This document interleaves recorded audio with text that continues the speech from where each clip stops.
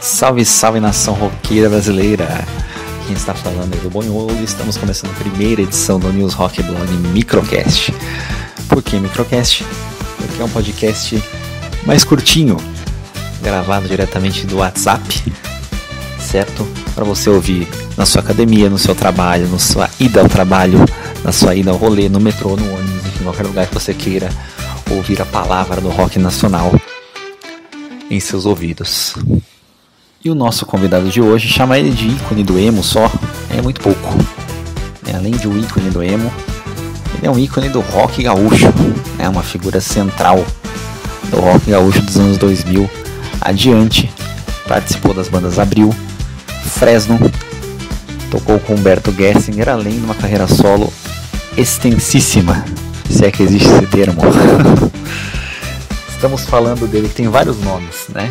Muita gente chama de Rodrigo, muita gente chama de Tavares, mas hoje a gente vai chamar de Esteban Tavares. Palmas para Esteban Tavares.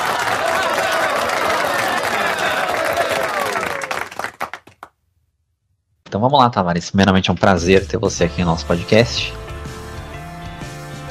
Conta pra gente como começou esse interesse pela música, pelo rock, até chegar ao ponto de pensar, eu acho que eu quero tocar, né? Quero aprender o instrumento. Como foi esse primeiro contato?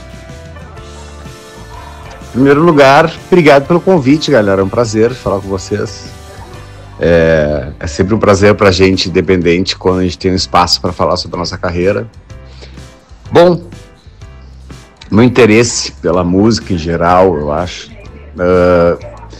Se me perguntarem, toda vez que me perguntarem isso, provavelmente eu vou dar uma resposta diferente, porque eu revisito lugares diferentes do passado, assim, para lembrar o que eu gostava muito. Mas quando eu tento ser o mais padrão possível, assim, eu diria que começa no Rio Grande do Sul, num cara acordeonista chamado Renato Borghetti, que foi a primeira pessoa que me despertou interesse em música.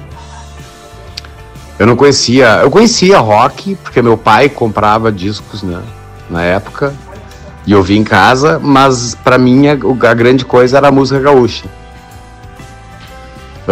Aí eu comecei a me antenar ali pelos 5 anos no que meu pai comprava de disco, porque ele botava para escutar, eu ficava escutando com ele, e na época tinha saído o Thriller e o Bad do Michael Jackson, o Brothers in Arms do Dire Straits, tinha discos do Queen na minha casa, que meu pai comprou devido ao Rock in Rio na época. Então eu comecei a me antenar muito nisso também, me ligar mais nessas coisas. Virei fã também do Dire Straits, do Queen, do Michael Jackson.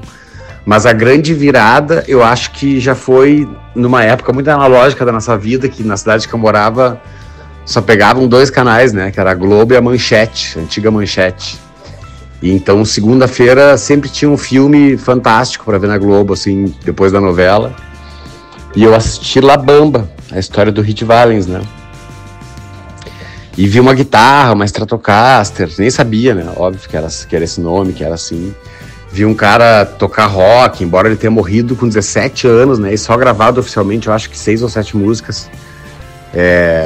Ele morreu junto com o Buddy Holly, né? Então aquele disco,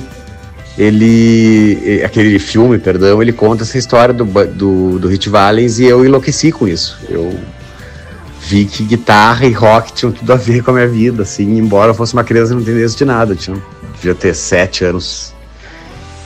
E desde então a música foi me permeando, assim, a minha vida. Eu sempre fiquei antenado, na época eu comprava cassete pirata, né, que vinha do Paraguai na cidade que eu morava, para ouvir em casa.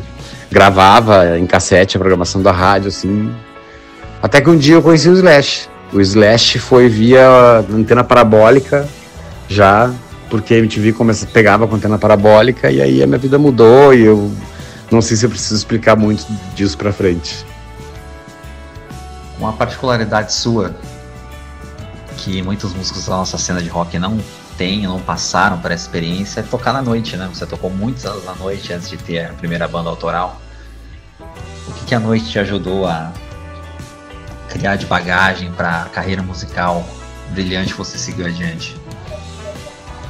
A noite foi muito importante, porque primeiro lugar que tu te desprende um pouco daquela coisa. Eu ainda comecei a tocar na noite com RG falso, porque eu era adolescente, eu tinha 17 anos. E aí eu consegui meu primeiro emprego com 17 anos, ganhando um cachê, né? Então tu te desprende muito da vaidade do adolescente, assim, de eu quero tocar esse estilo de música, eu quero ser só desse jeito. Não, tu precisa abrir teus ouvidos para muita música que quem sabe tu nem ouviria, né? Embora na época a noite para o músico ainda fosse um bom comércio, assim, se ganhava dinheiro com isso, com banda cover, tu conseguia manter uma vida. E para mim, que tinha 17 anos, eu tava me sentindo rico. Ainda eu tinha a opção na época de tocar numa banda da noite que tocava só rock. Eu não precisava tocar nada que eu não quisesse. Quem sabe tinham bandas aí que eu não conhecesse ou não gostasse, mas eu estava sempre dentro do segmento rock. Para mim, foi muito importante também, foi fácil, né? Então eu não posso reclamar por esse lado. Só que tu aprende muita coisa com a noite, né? A noite te deixa muito pronto para a vida em geral. E principalmente eu, que tive muita sorte de ter uma carreira autoral depois, porque eu respeito muito o músico da noite, né? Não porque eu fui e sim porque se não fosse músico da noite, a música não girava. E se não fosse a noite também, quantas pessoas querem ser músicos versus quantas pessoas conseguem ter uma carreira autoral de verdade nesse país. Então é um jeito muito digno do músico fazer o que ele sabe. E foi uma época muito divertida, boa financeiramente, na verdade, para mim, que estava saindo da adolescência, e que eu aprendi de verdade, a ter os ouvidos abertos, a saber mexer em equipamento, saber tocar em qualquer situação, saber me virar no último minuto, aprender coisas que provavelmente eu nunca aprenderia musicalmente falando, filosoficamente falando, tecnicamente, harmonicamente falando.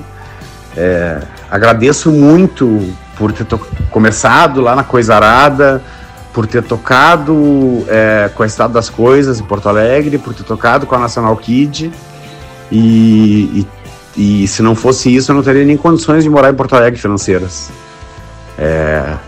Então foram 6 anos, né, fazendo a minha vida de um jeito muito legal, tendo uma vida boa para a época, as condições eram diferentes também para o músico, e viajando todo o estado do Rio Grande do Sul e toda Santa Catarina, fazendo isso, né? Eu não passava em casa um dia. Tinha meses que a gente tinha 22 shows, assim. Só folgava na segunda e na quarta. E então, se trabalhava muito, mas se tinha uma vida muito boa. Então, eu agradeço muito ao cover. Foi ele que me levou a ter o primeiro dinheirinho para ter uma guitarra mais legal, para ter equipamento, para poder morar sozinho, para comprar um carro quando eu quis ter um carro, para comprar equipamento quando eu quis aprender a gravar. Foi muito bom para eu me desfazer assim também daquela coisa. Eu consegui provar para todo mundo que eu me sustentava sendo músico. E essa sensação não tem preço, assim, principalmente quando tu é jovem e é tão difícil essa vida de músico e essa carreira. Então foi maravilhoso. A sua primeira banda autoral foi a Abril, né?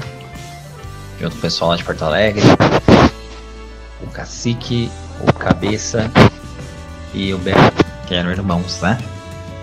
Como começou esse projeto e quais as melhores lembranças que você tem dele? Cara, antes da gente formar a Abril mesmo, que eu considero a Abril, eu já tinha esse nome na cabeça e já tinha tentado tocar algumas composições que depois a gente gravou na Abril com outros músicos e acabou não dando certo. Na época até cheguei a lançar isso aí no mp3.com, depois apaguei, porque não era... A Abril realmente foi uma coisa que era para ser aqueles 4 caras ali.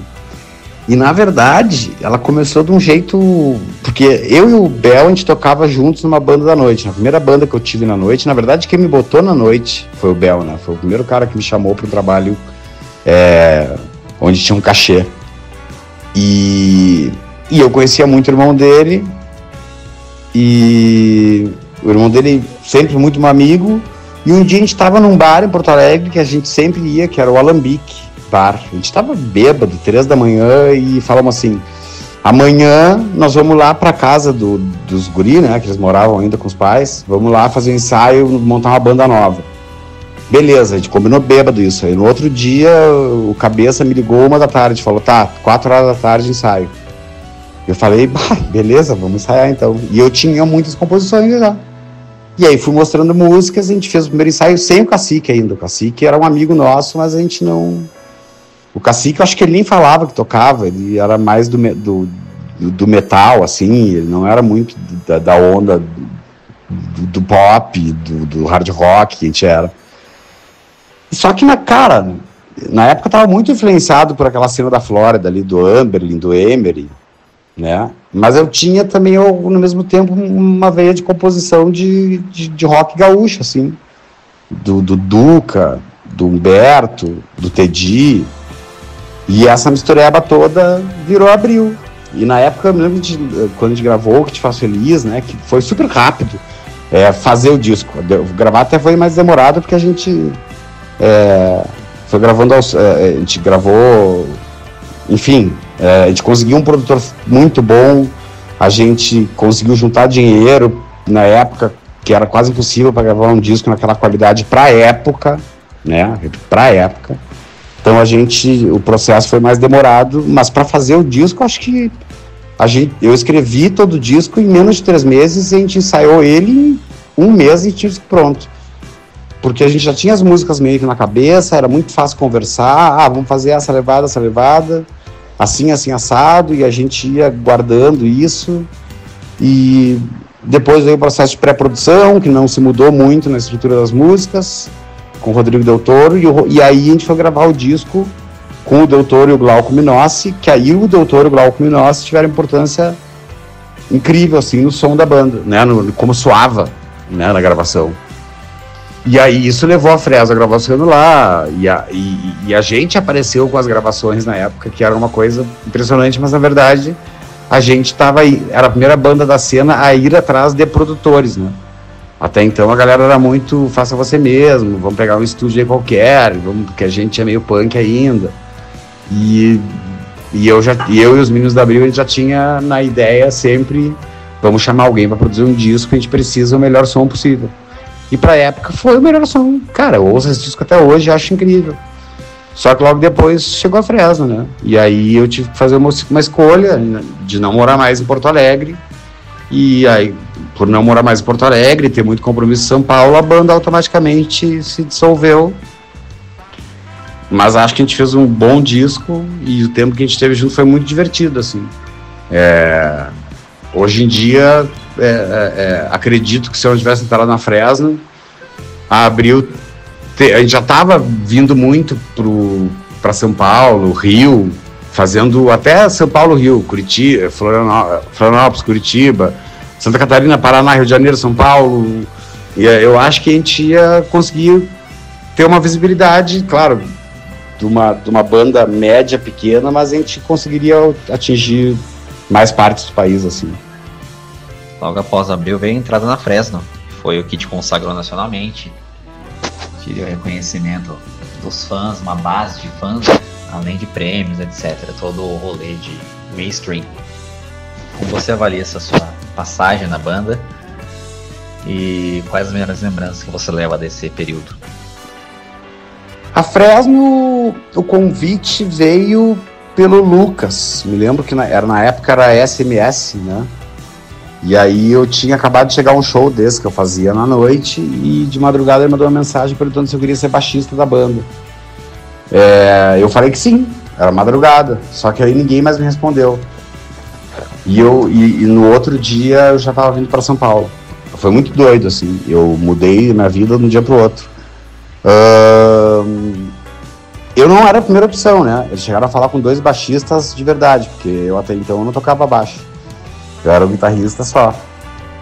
E chegaram a falar com 2 pessoas. Uma estava se mudando do país e estava também querendo investir na carreira de designer. E a outra pessoa não chegou num acerto final agradável para as 2 partes para entrar na banda. E aí eu já tinha gravado os 2 primeiros discos deles, já fazia música, eles gostavam disso da Abril, a gente era amigo, eu gostava do Ciano ali, a gente começou a ter proximidade mais como amigo, e não só na época que a gente gravava, e pensaram em mim e me chamaram. Foi uma época super importante, porque hoje em dia eu tô aqui em São Paulo, tenho uma vida legal, eu posso fazer as coisas que eu quero, dentro do possível, claro, mas sendo um músico, eu tenho uma vida. E isso é graças à minha entrada na Fresno. Ali, eu fiz um trabalho bom, com a oportunidade que eu tive, e agradeço a eles até o final da vida pela oportunidade que foi dada, né? Foram anos muito divertidos, assim, né? E também de explorar sensações novas, assim. Entender como é que funcionava o mainstream e ter contato com gravadora, com estúdio grande, com televisão. Entrar pela primeira vez para um músico, né, na MTV. E depois de alguns anos tu já nem precisa mais anunciar porque todo mundo te conhece lá dentro. É uma sensação... é uma ilusão muito boa da vida, né? É uma coisa ilusória, assim, porque na verdade tua vida psicologicamente ela até piora, porque tu começa... Tu chega num ponto que tu pode até te enganar que tu é uma pessoa legal, importante, quando na verdade tu é só mais uma pessoa no mundo. E o que tu tá fazendo ali é o teu trabalho, não é, meu Deus do céu, tu não é mais importante que ninguém. Só que, ao mesmo tempo, o reconhecimento das pessoas pode te botar nesse momento, nessa arapuca, né? Que eu já vi muita gente entrar e não voltar também. Mas, continuando só sobre... Já tô filosofando, mas continuando só sobre a Fresno, foi um tempo ótimo, né? Pô, Planeta Atlântida, que era uma coisa que pro gaúcho era... Nossa, será que um dia eu vou tocar no Planeta Atlântida e tal? As premiações, os prêmios, né? Pô, banda do ano, aí no Multishow, grupo do ano, aí depois eu ganhei melhor instrumentista no Multishow, melhor baixista no VMB, o Lucas ganhou melhor vocalista, todos os prêmios do VMB, Deus Revelação, todos os outros anos. Nossa, pra mim foi uma coisa muito forte, assim, e que eu vou levar com todo carinho, né? Esses anos com a banda também, ver todo mundo crescendo e todo mundo vendo junto aquilo crescer. Essa lição nunca vai ser esquecida. E esse aprendizado, e ver como a vida é desse lado, desse muro que existe, né? O muro invisível, mas que existe, que é quando tu começa a ter contato com a mídia e tu automaticamente isso te separa, e não é nenhuma opção tua, mas te separa do resto do mundo, porque as pessoas começam a te conhecer. E eu falo isso não porque foi importante para a história da música brasileira, mas porque a gente tinha um público adolescente, e o adolescente ele consegue, ele se adapta melhor a uma histeria, assim, de então todo mundo gosta, eu gosto também, se eu ver na rua eu vou desmaiar, e aí tu começa a ver que a vida é muito divertida quando tu tá muito bem em termos de divulgação, e a música tá tocando no rádio, e tu tem espaço na mídia, e ao mesmo tempo muito solitário, porque teve uma época que eu não conseguia me relacionar com ninguém, porque as pessoas já sabiam meio que automaticamente, pelo menos as pessoas do meu meio, né, que andavam onde eu andava, meio que já sabiam pelo menos o meu nome inteiro antes de me dar oi, e isso te cria uma coisa meio difícil de lidar. E foi uma coisa que eu até tentei lutar com isso, tendo uma carreira solo com outro nome e deixando a vida mudar por mim, assim, não tentando manter a mesma imagem sempre e não entrando no mesmo tipo de som, para que começasse a também, quem sabe, envelhecer meu público. Bom, acho que já foi muito longe na filosofia, né, sobre tudo isso, mas eu tenho... Foi um prazer muito grande, foi um tempo muito divertido, assim. Os anos 2000 foram anos incríveis, essa é a real. Logo após a Fresno veio a sua carreira solo, que você mantém até hoje, que é o Esteban, que é o nome que você já assinava as composições. na época de Fresno junto com o Lucas. Como começou esse projeto de fazer músicas solo, né? E como está sendo esses quase 15 anos já como um artista solo, independente, tocando a sua própria vida aí no do it yourself. Esse lance, Esteban, é muito engraçado na minha cabeça, que vejo o mundo pela minha visão, né? Começou, cara, pra provocar, não pra provocar, porque eu não ia provocar nunca um cara desse, né? Mas, tipo, o Humberto Gessinger escreveu uma música chamada Anoitecer em Porto Alegre. Quem é fã dele sabe, conhece bem. E nessa música tinha a narração do Grêmio, do Grêmio campeão mundial e tal. E eu me lembro de falar assim, sempre na minha cabeça, nossa, um dia eu vou fazer uma música que no meio vai ter, se o Inter for campeão, eu vou fazer uma música que vai ter a narração do gol do Inter, só porque o Humberto fez um dia com a narração do gol do Grêmio. Olha a besteira, né? E meio que pra brincar com isso, né? A primeira música que eu fiz foi Visita, e Visita foi toda construída em chegar naquele momento em que o gol do Inter ia ser narrado. Isso é muito pra depois na minha vida eu acabar me encontrando por linhas tortas com o Humberto, né? Mas começou por isso. Eu só queria fazer uma música. Eu tava com a cabeça 100% na Fresno. Eu queria fazer uma música pra botar no MySpace que tivesse a narração do gol do Inter. Olha que besteira, né? E aí passaram-se 2 anos que Visita ficou só ela como minha música solo, eu dando 100% da minha energia pra Fresno, até que chegou 2009 e eu escrevi porque me deu vontade de escrever e eu sabia que não tinha nada a ver com a Fresno, Sofia. E botei ali, despretensiosamente, Sofia, porque na verdade o projeto Esteban tinha até esse nome meio diferente para que não fosse confundido com a Fresno e fazer músicas diferentes da Fresno. E eu fiz Sofia e meio que em um dia deu, pra época era muito, deu 40 mil plays, assim, um dia, numa época que era muito diferente as coisas, assim. E eu pensei, nossa, o pessoal meio que gostou disso. E como na época eu também estava compondo muito e tinha muita vontade, estava sempre com o estúdio ligado e fazendo música, eu comecei a escrever com mais frequência e botar aquelas meio demos, meio músicas inteiras ali no MySpace. Até que um dia teve um convite para fazer um show dessas músicas, eu fiz e foi maravilhoso aqui no Hangar 510 em São Paulo. E o convite depois da gravadora para gravar um disco disso. Então começou como uma brincadeira que virou a minha vida, né? E foi a coisa que eu optei levar adiante. E putz, como a vida é uma coisa doida, né? Porque até hoje eu tô aqui com esse pseudônimo, eu vivo disso. E ao mesmo tempo eu só queria brincar um pouco e fazer uma música diferente do que eu estava fazendo na banda que eu tocava e responder o Humberto Gessinger que o Inter também tinha sido campeão mundial. Para essa carreira solo rolou o trampo com o Humberto Gessinger, né? Engenheiros do Havaí, que é o seu grande ídolo na música, todo mundo que te acompanha sabe. E como foi ser um sideman de uma pessoa tão importante no rock nacional.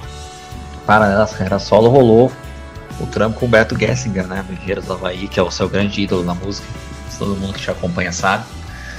E como foi ser um sideman de uma pessoa tão importante no rock nacional. Cara, o Humberto,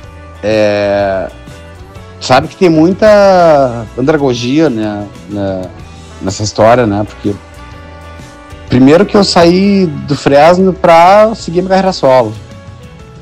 E logo que eu saí, veio o Humberto Gessinger e me convida para tocar com ele. Então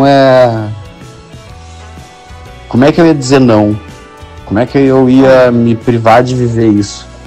Sendo que depois disso a gente fez DVD, disco, DVD virou DVD de ouro.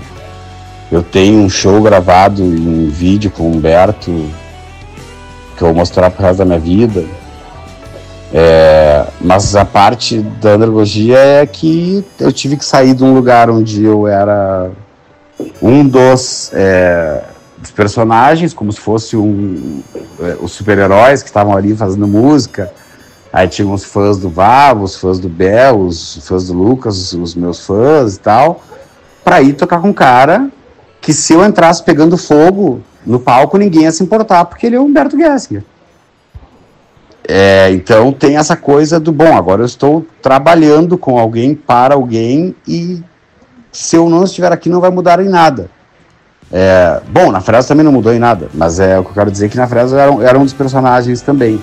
Depois isso foi se adaptando. Agora, no Humberto, não ia mudar em nada se eu tivesse falado desde o começo, se eu fizesse show, se eu não fizesse.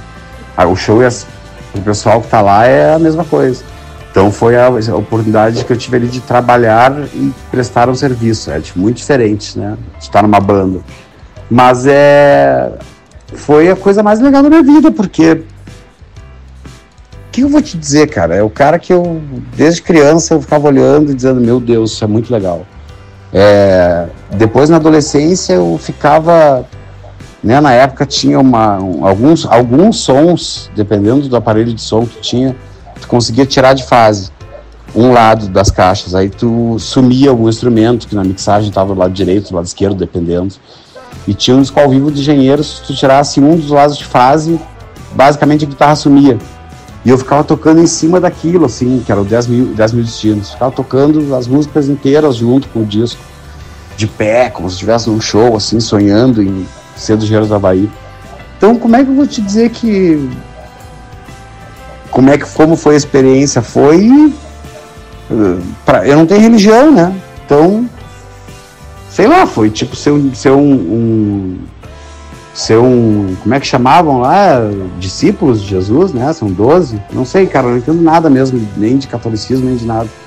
Mas de cristianismo, perdão. Mas eu tava ali, tipo, tem Pedro, João, né? Lucas, eu tava lá. Eu era um dos no caso, era eu, o Rafa Bisonho. E eu tava realizando um sonho, que era fazer um som e tocar e estar do lado do cara que, na verdade, meio que eu sempre quis ser meio que nem ele também. Na mescla que é a minha vida, tem muito que eu queria ser ele, não consegui, obviamente, mas ele me ensinou muita coisa. Então, esses quase 4 anos foram maravilhosos, eu tenho registro disso pro resto da vida, e não tem o que apague essa experiência maravilhosa que foi tocar com o Humberto. Finalizando, tá para acontecer o lançamento da edição comemorativa de 10 anos do Saca La Muerte de Tu Vida, né? Que é um dos seus discos mais importantes como Esteban. Como tá o planejamento para esse lançamento e o que o público pode esperar ainda do Esteban em 2025? 10 anos, Saca La Muerte, vai sair vinil agora, um disco que eu me orgulho muito, é o meu disco preferido até hoje, assim, né, do que eu gravei. Não dá pra dizer que eu tenho uma carreira extensa, mas me orgulho muito desse disco. Foi feito muito rápido, em 3 meses também de composição. Para ter uma ideia, eu fui pro estúdio gravar bateria, eu aluguei no estúdio de São Paulo e fui sem nenhuma guia. Então eu botava o metrônomo e tocava a música na hora, imaginando que tamanho ela seria, inventava as levadas de bateria na hora, e aí caso precisasse depois, como a gente usa digital hoje em dia, eu faria um corte ou ajuste no software, né? Mas foi um disco feito no improviso que eu amo muito, assim. Pra mim os melhores discos são esses, na real, né? E esses 10 anos dele, nada mais justo que fazer alguns shows tocando ele inteiro e lançar em vinil, porque eu voltei a comprar muito vinil, né? Então a ideia do vinil voltou e eu fico muito feliz com isso, inclusive, porque a experiência de ouvir um vinil num bom player é muito boa e muito diferente. E sobre 2025, eu já estou gravando disco novo, né? Eu não sei data de lançamento ainda, porque eu tenho umas questões para resolver, de contrato com distribuidora, eu tenho negociações também com gravadoras, aí por onde vai sair isso aí. Então tem essa parte burocrática esse ano para resolver ainda, mas já estou em processo de gravação desse disco. E espero que ele saia ainda durante o ano de 2025, né? Porque que o que mais vai demorar, quem sabe, a parte burocrática, mas espero que ele saia. Hoje em dia a gente sabe como é que funciona, que nenhuma gravadora, nenhum selo vai lançar o disco inteiro de novo, eles vão querer separar em singles, depois lança 2 EPs que depois juntam e viram um disco, sempre tem isso, né? E infelizmente tu tem que nadar com a maré. Eu queria fazer totalmente ao contrário, lançar ele inteiro, mas se eu fizer isso eu vou desperdiçar essa coisa que hoje em dia a gente vive na volta, que é o algoritmo, né? Mas espero que saia esse ano ainda. E tô louco pra mostrar alguma coisa nova pra quem gosta de mim. Cara, agradeço demais pelo espaço, pelo papo. Tudo de ótimo pra vocês. E sempre que precisarem de mim, tô aqui, contem comigo. Um grande abraço.